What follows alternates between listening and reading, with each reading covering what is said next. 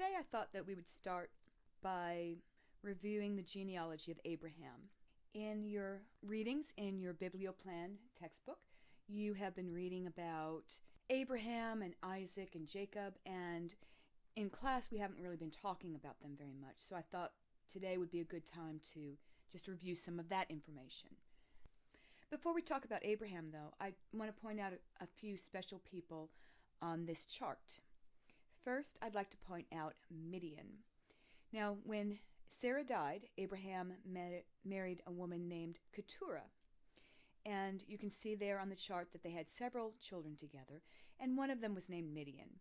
The importance of the Midianites, or the children of Midian, was that, if you recall, Moses, when he left Egypt, went out into the wilderness and he ended up living with the Midianites. Now, I like to think that they were worshipers of the one true God.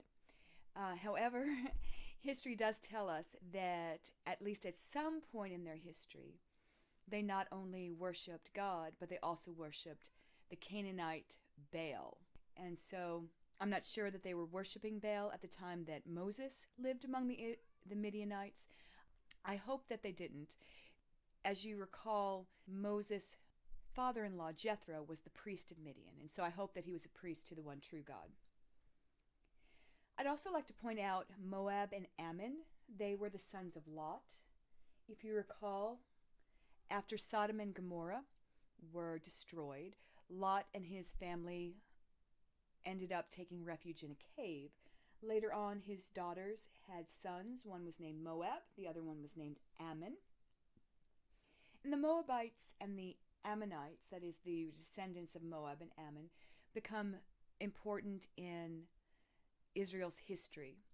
You may recall that Ruth, who married Boaz, was a Moabite. Later on, they become enemies of Israel, unfortunately. I also wanted to point out Benjamin. If you recall, Benjamin was Jacob's youngest son. Rachel ended up dying in childbirth, and she wanted to name him Son of Pain or Son of Sorrow. And after she died, Jacob chose to rename his son Benjamin, which means son of my right hand. And so the son of your right hand would have been the special son, the one that you relied upon and you gave special privileges to. I wanted to point out Benjamin because the tribe of Benjamin is the tribe that the first king of Israel, Saul, came from. And I'd also like to point out Judah because Judah was the forefather of King David, and Jesus, as you know, comes from the line of David and from the line of Judah. So now we're going to move on to talking about Abraham. Abraham was the 10th generation removed from Noah. He was the direct descendant of Shem, who, of course, was one of Noah's 3 sons. And when he was born, Shem was about 390 years old, and Noah was 892 years old. Now, there's a Jewish tradition that says that when Abraham was about 10 years old, he went to spend time with Shem and with Noah, and that they are the ones who taught him about who God was. That Abraham's father Terah was an idol worshiper, and he was raising Abraham to also be an idol worshiper, and that it was Noah and Shem who taught Abraham about the true God. Abraham was 58 years old when Noah died, so it's possible that he could have spent some time with Noah. And according to Jewish tradition, Nimrod was the king when Abraham was born. We don't have a historical confirmation of that, but it's possible that Nimrod was.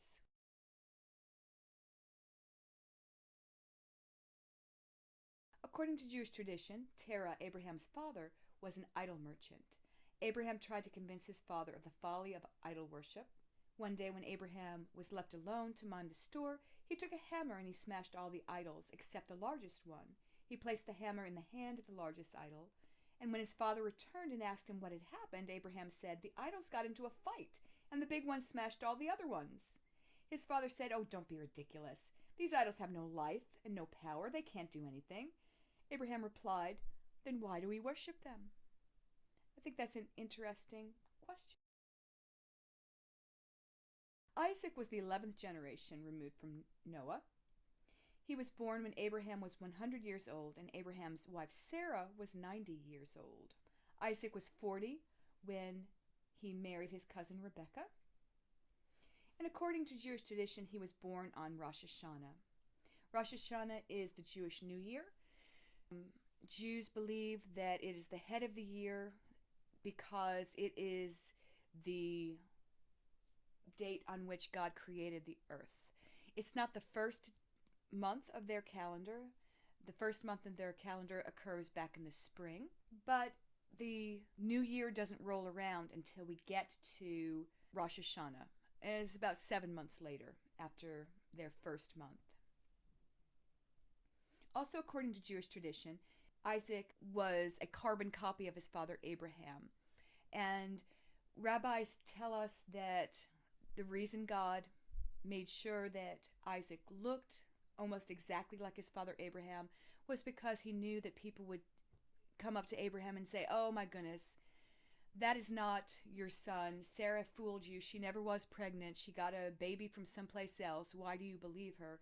But that God in his mercy made sure that Isaac was an identical copy of Abraham so that he would always know that Isaac was indeed his son. Now, that's not found in the Bible. That's just according to Jewish tradition. Another tradition says that Isaac was 37 years old and still unmarried when God commanded Abraham to offer him up as a burnt offering. I know that in our popular imagination we think of Isaac as being a young boy when this happens, but Jewish scholars believe that it happened when Isaac was actually an adult. According to their tradition, Ishmael, who, if you recall, was about 13 years older than Isaac, boasted that he was more devoted to God than to Isaac.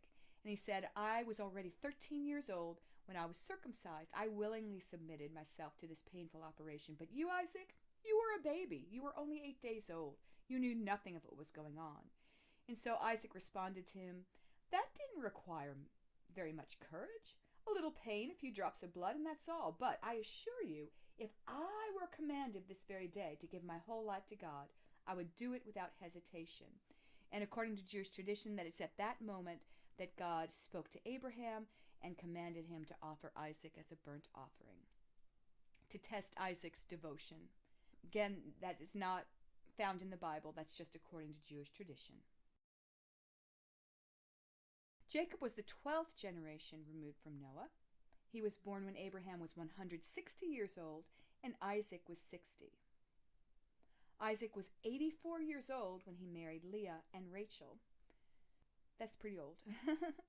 In Jewish tradition, Jacob and Esau, besides being actual historic personalities, represent the conflict between the physical and the spiritual, and they actually have a story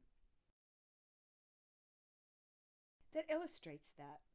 According to Jewish tradition, Jacob and Esau made an agreement to divide both this world and the next. Each would have half of each world, the physical world and the spiritual world. Wealth, achievement, independence, all have their physical and their spiritual counterparts.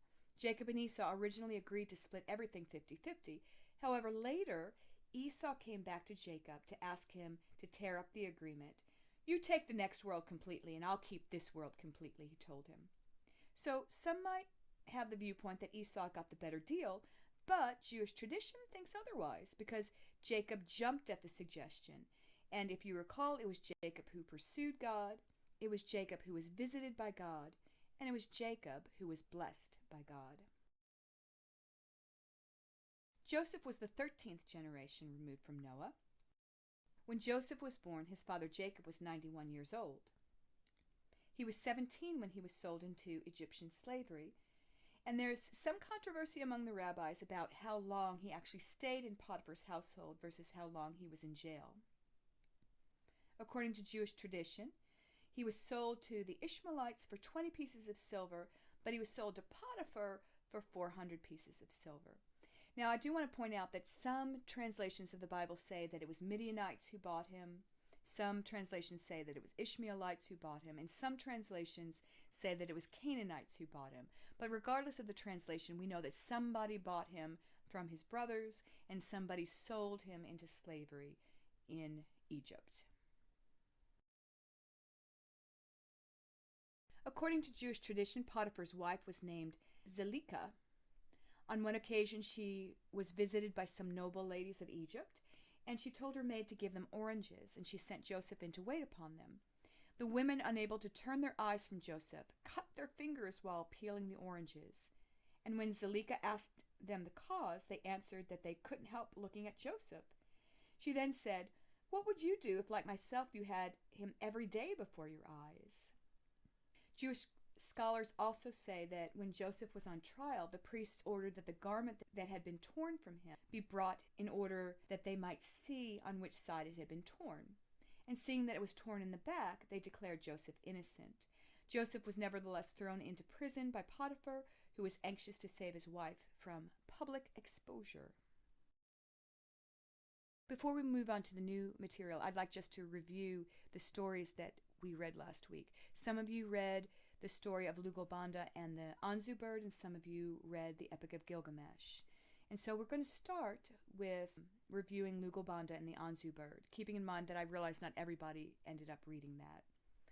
I hope that you found that there were instances of both parallelism and repetition, and it's up to you to have found that and filled that part in on your worksheet. I do want to talk a little bit about the rest of it, though. Number 2 asks, who's the main character in this story? And of course, Lugalbanda is the main character. But then it asks, how is he described and how does he behave? And that is characterization. Characterization is a description of the most typical or important characteristics of someone in a story. Authors use 2 different kinds of characterization. There's direct characterization, where they tell you things about the person. Lugalbanda was tall, he was handsome, he wore a beard, Lugalbanda was holy. Things that the author actually tells you. Now, most of those things the author didn't actually tell you, but we'll get into that in just a moment. The other kind of characterization is indirect characterization, and that is when the writer reveals something through the character's actions. For example, Lugalbanda cleverly decides on a way to get the Anzu bird to help him catch up to the army that has left him behind. And so the author of the story tells us that he was lost, he was alone, he was friendless, he was holy. And how does he behave? We know that he's able to convince the Anzu bird. He comes up with a scheme to do that. So we know that he's cunning and he's resourceful. He uses what he has to convince the Anzu bird to give him what he wants. But also he's loyal. Instead of going back to Uruk like the brothers and the comrades hoped that he would if he got better, he wants to catch up to them. He wants to be a part of this attempt to force Arata to be under King Enmarker's submission. And so he's brave, and he's a pretty good speaker because he convinces Anzu to do what he wants him to do. Number 3 asks, how do humans and deities behave toward one another in the story that you read? And so in this particular story, Lugalbanda is very humble. It says that he bows before Inanna and that he prostrates himself. Now, to prostrate yourself is to lie down stretched on the ground with your face downward, and so I just wanted you to know what that meant. Lugalbanda is also very bold. He's asked by Enmarker to find out why Inanna has left them. And one of the things that Enmarker actually asks is, if you love the city and you hate me, why do you force me to stay at the city? And if you hate the city and you love me, why do you force me to stay at the city? And so what he's really asking there is, if you love Arata and you hate me, why not just let Arata, you're the goddess of war, let them win, and then I can go back home because they've won and I've lost. But if on the other hand, you hate the city of Arata and you love me, why can't you just let me win and then I can go back home? Either way, I want to go back home. I don't want to be stuck at the city of Arata forever and ever and ever. I want the war to be over. And so this is an unflattering thing to say to her, but it's a brutally honest thing to say to her. And so Lugalbanda is willing to say that to her, and he's very bold. Now Inanna, for her part, seems very honored by the humility, and she's unfazed by the brutal honesty. Number 4 said, literature reflects the values and the social expectations of the culture that produces it. Find 2 examples of something the ancient people of Sumer seem to value or expect that you found in your reading. And then I gave you an example.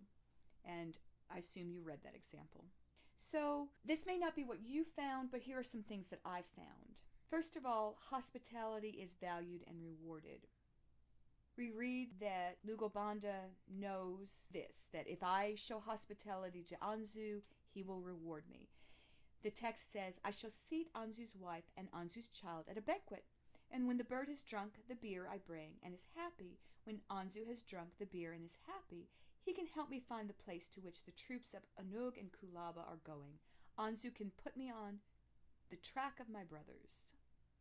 Also, this is kind of a small thing, but makeup and perfume seems to be valued and used. We read that Lugobanda settled the Anzu chick in its nest, and he painted its eyes with kohl, which is a form of makeup. That he dabbed white cedar scent onto the head, and he put up a twisted roll of salt meat. Very nice. But then when Anzu comes back to his nest, it appears to him that it's been made like a god's dwelling. His chick was settled in his nest, and its eyes were painted with kohl. Sprigs of white cedar were fixed on its head, and it says that Anzu is overjoyed to see this.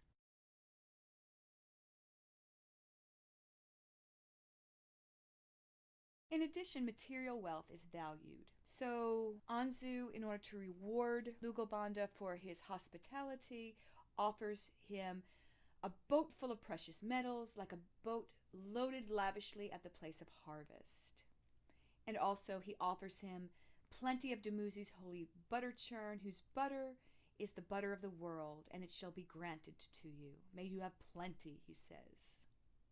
Also, skill with weapons, specifically bow and arrow, is valued by these people. That's another gift that Anzu offers Lugobanda. He says that you will be able to shoot forth with your barbed arrows like a sunbeam, shoot forth with reed arrows like moonlight.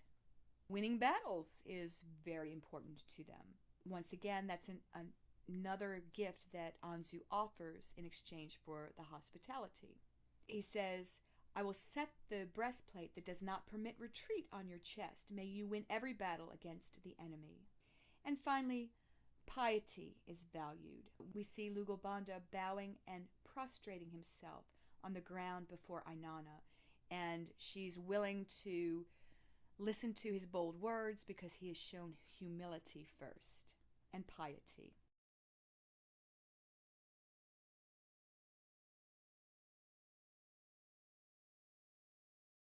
Now, some of you, instead of reading Lugobanda, ended up reading the Epic of Gilgamesh.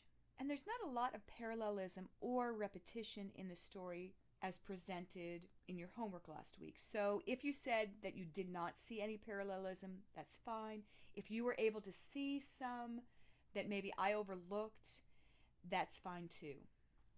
We're going to go on to question 2, where we know that Gilgamesh is the main character. How is he described and how does he behave?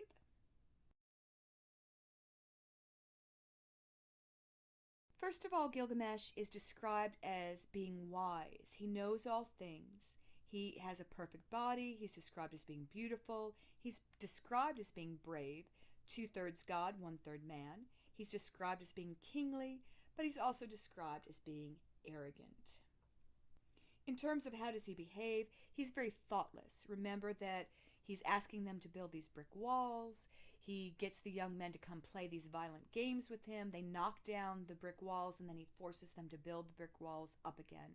And also, he won't leave the ladies alone. He's always chasing the ladies. In addition to being thoughtless to other people, he's also impulsive.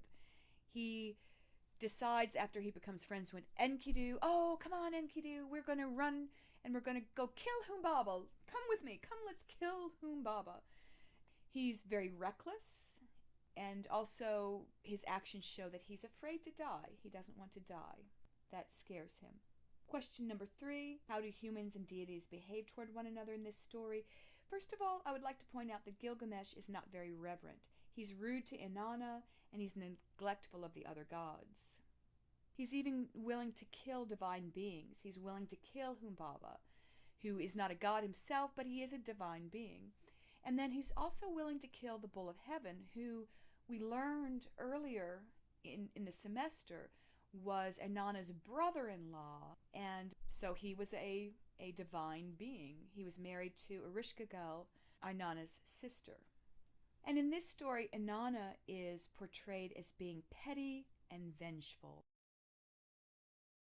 In terms of what we see in the Epic of Gilgamesh, the values, the social expectations, the first thing that I noticed is that the ideal of the shepherd king is valued.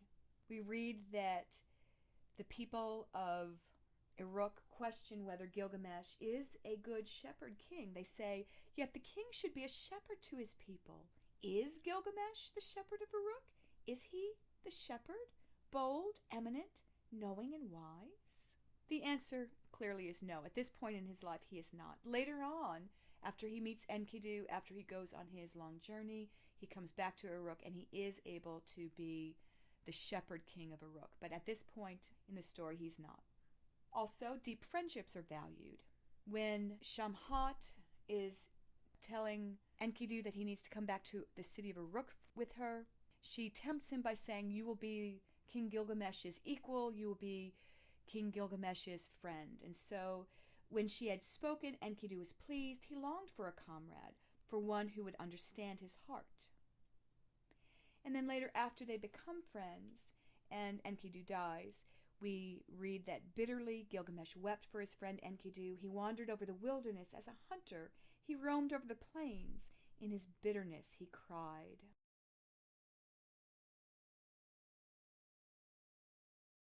Now, this may be a strange thing to notice, but I noticed that wedding gifts, and maybe just gifts in general, were valued. When Ishtar is trying to get Gilgamesh to marry her, she says, come to me, Gilgamesh, and be my bridegroom. Let me be your bride, and you shall be my husband. I will harness for you a chariot of lapis lazuli and of gold, with wheels of gold and horns of copper. You shall have mighty demons of the storm for draft mules. And Gilgamesh responds, if I take you in marriage, what gifts can I give in return? What ointments and clothing for your body? And so it was expected that you gave wedding gifts, maybe just gifts in general. In fact, I've read someplace that it was the Sumerians who started celebrating birthdays. Strong brick-built city walls were valued. Probably not just here. That was probably all over the ancient world. We read that in Uruk he built the walls, a great rampart. Climb up the wall of Uruk. Walk along it, I say. Regard the foundation and the terrace and examine the brickwork. Is it not burnt brick and good? And then also we read, when the journey was accomplished, they arrived at Uruk, the strong walled city. So the strength of your brickwork was valued.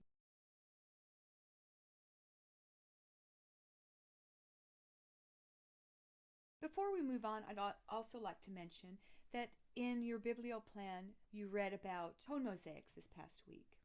Cone mosaics were built of individual cones. They were small, they were made of clay, one end was pointed, and they were pressed tightly together into a wall that was coated with a thick layer of wet plaster. The flat ends of the cones were painted, and they were usually painted black or red or white or some color brown. And here is an example of different colored cone mosaics. And here you can see them pressed into a wall. Here's an example of the geometric designs, and they're very pretty. Last week when we were discussing the temple that was built in Uruk for Inanna, the Eanna temple, which I think meant Temple of Heaven, it had that beautiful cone mosaic work in its architecture. All right, now if you'll turn to your homework for this week, I just want to review the different genres that we find in Mesopotamian literature.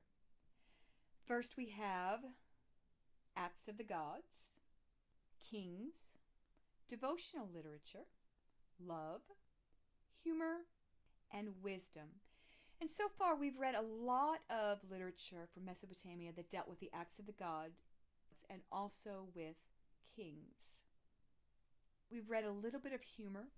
One of the stories we read at the beginning about the bird and the fish was meant to be a humorous story. But this week we're going to move into devotional literature. We're going to read several hymns. We're going to read several prayers and some laments. And we're going to read some love poems and some proverbs.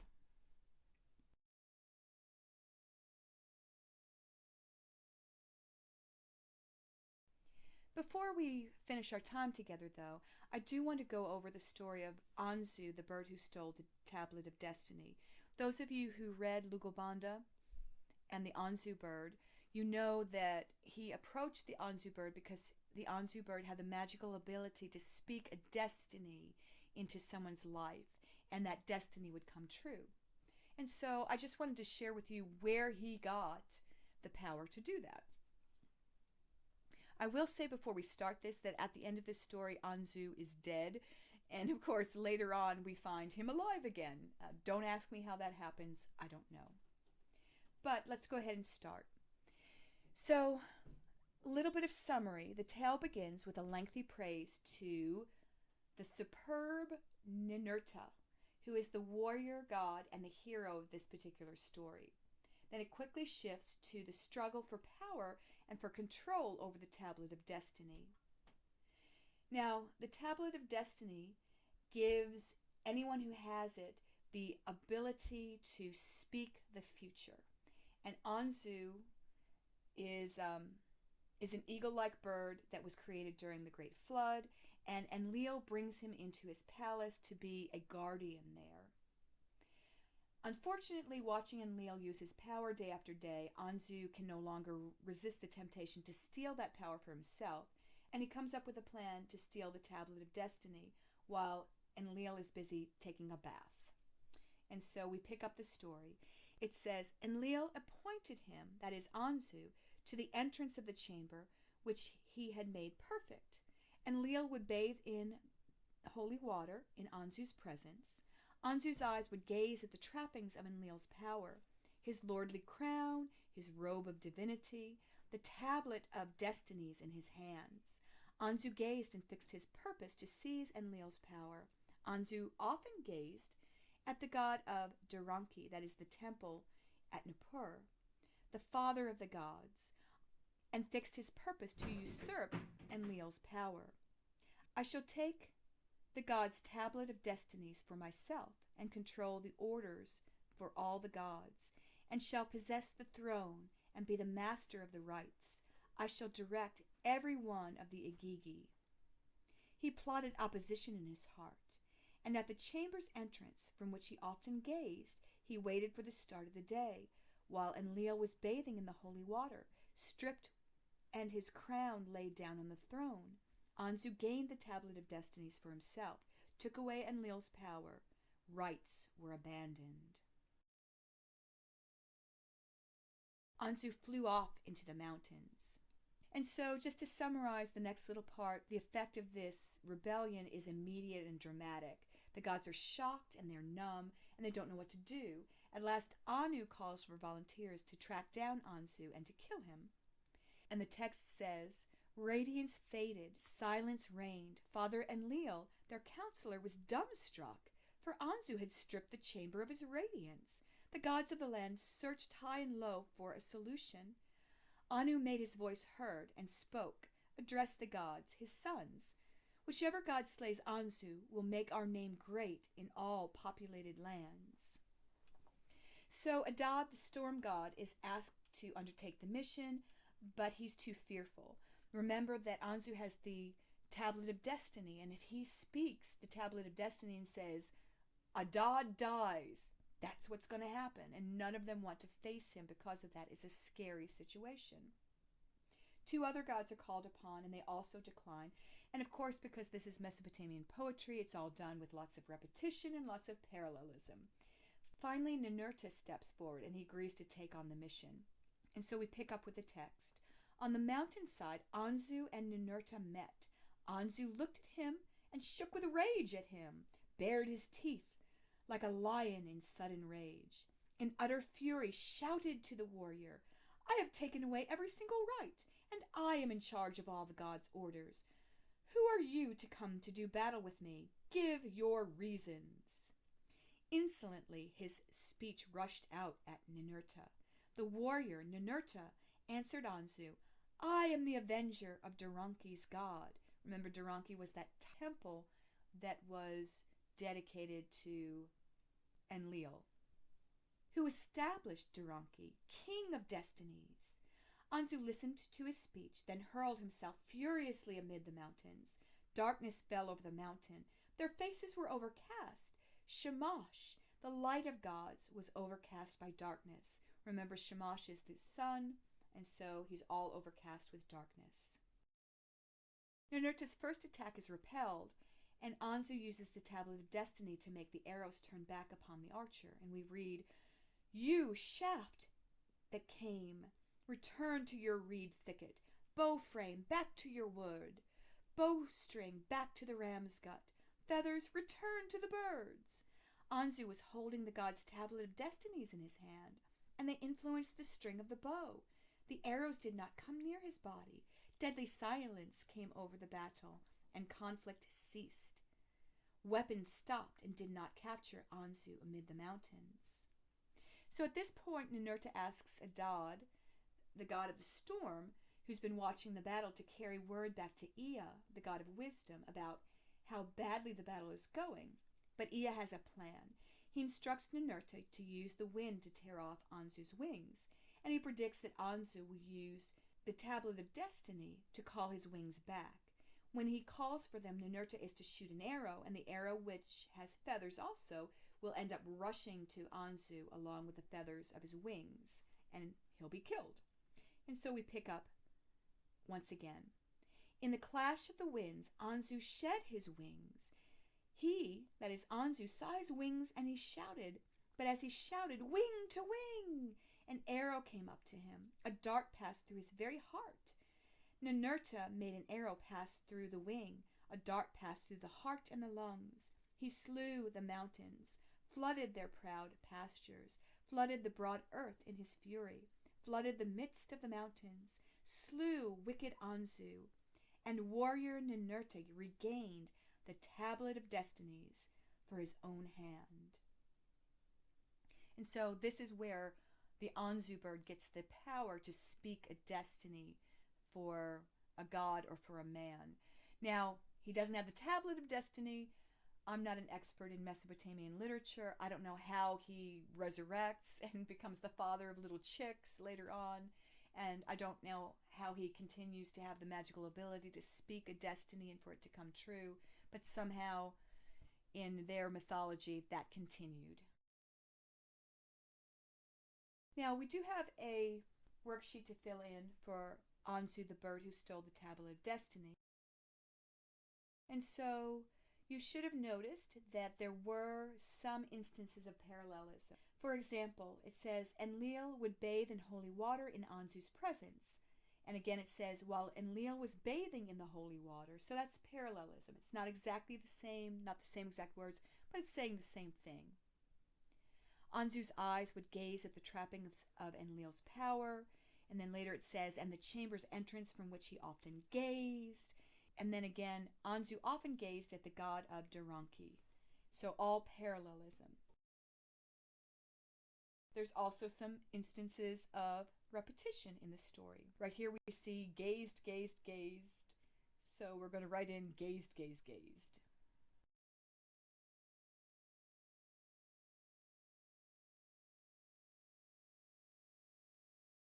Number 2, it asks you to define the term usurp. To usurp is to take the place of someone in a position of power illegally or by force. Number 3 asks, what action did Anzu take to usurp Enlil's power? And of course, he stole Enlil's Tablet of Destiny. Number 4 asks, although Ninurta is given credit for taking down Anzu, who really is responsible for Anzu's death and Ninurta's victory? So Ea is one of the people who's responsible. He is the one who comes up with the plan. And in my opinion, the other person who's responsible is Anzu, because he accidentally speaks the words that take him down. So he's speaking a destiny, and it's not a good destiny for himself. So this week we are going to expand the kinds of things that we're reading. We're going to read some love poems, we're going to read some proverbs, and we're also going to read a lament and some prayers. And so I wanted to walk you through one of the laments before I release you to do the homework on your own. Keep in mind that even though we have done some of the homework together, that you do still need to read through your pre-reading activities, and you do still need to read through your source document activities, because I'm not hitting everything. I'm just kind of hitting the highlights before you go off and do the homework on your own. So we're going to read together the lament for the city of Urim. So if you can turn there. And it reads this way. O city, the lament is bitter. The lament made for you. Your lament is bitter. O city, the lament made for you. In his righteous destroyed city, its lament is bitter. In his righteous destroyed Urim, the lament is bitter. The lament made for you. Your lament is bitter, O city, the lament made for you. In his destroyed Urim, its lament is bitter. How long will your bitter lament grieve your Lord, who weeps? How long will your bitter lament grieve Nana, who weeps? O brick-built Urim, the lament is bitter, the lament made for you. How long will your bitter lament grieve your Lord, who weeps? How long will your bitter lament grieve Nana, who weeps? O city, your name exists, but you have been destroyed. O city, your wall rises high, but your land has perished. O my city, like an innocent ewe, your lamb has been torn from you. O Urim, like an innocent goat, your kid has perished. O city, your rights have been alienated from you. Your powers have been changed into alien powers. How long will your bitter lament grieve your Lord who weeps? How long will your bitter lament grieve Nana who weeps? Together with the Lord whose house has been devastated, his city was given over to tears. Together with Nana, whose land had perished, Urim joined the lament. The good woman, Ningal, Nana's wife, bitterly weeps, to cause Nana uneasiness concerning his city, to give him no rest concerning his land. Approaches him for the sake of his city. She approached the Lord for the sake of his house. Bitterly she weeps. She approached him for the sake of his devastated city. Bitterly she weeps. She approached him for the sake of his devastated house. Before him she makes its bitter lament. Now, I wanted to contrast that with a lament that we find in the Bible. And so I found Psalm 137, and I want to read that. It is also a lament. And so what I'd like us to do is to compare and contrast the two laments. Psalm 137 reads this way. By the rivers of Babylon we sat and wept when we remembered Zion. There on the poplars we hung our harps, for there our captors asked us for songs. Our tormentors demanded songs of joy. They said, sing us one of the songs of Zion. How can we sing the songs of Zion while in a foreign land? If I forget you, O Jerusalem, may my right hand forget its skill. May my tongue cling to the roof of my mouth if I do not remember you, if I do not consider Jerusalem my highest joy. Remember, O Lord, what the Edomites did on the day of Jerusalem's fall. Tear it down, they cried, tear it down to its foundations. O daughter of Babylon, doomed to destruction, happy is he who repays you for what you have done to us, he who seizes your infants and dashes them against the rocks.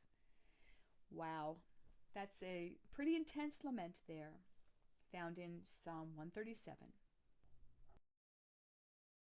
I have some questions, and I'm going to walk you through those questions, and hopefully the rest of the prayers and laments you can do on your own. This is just to walk you through one of them so that you know what the expectation is. Question number 1 asks, which god was supposed to protect the city of Urim from being destroyed? And if we look back at the lament, we see that Nana, the moon god, and his wife Ningal are the ones who are supposed to protect the city of Urim. Number 2, according to the poem, has the city wall been destroyed? What has perished?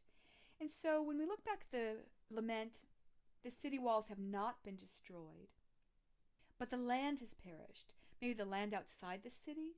It also says that the religious rites have perished. The city's powers have been changed to alien powers. Alien is just a fancy word for foreign powers. Somebody else has taken over. Maybe they were under siege. Maybe the land around them where they grew crops was destroyed, and they are now subjugated to a foreign king. Number 3 asks, what's the response of the people of Urim, and what is the response of the God who was to protect the city? And so we know there's a lot of repetition there. They weep. Weep, weep, weep, weep, weep. They weep. And it also says that the gods also weep. How did the people of Jerusalem respond to the destruction of their city, and who asks them to sing songs of joy? So the Bible records that the people of Jerusalem also wept, and they were asked to sing songs of joy by their captors. So we're going to go ahead and stop there for today. Once again, as I always say, if you have any questions, you can always email me. And I hope that was helpful.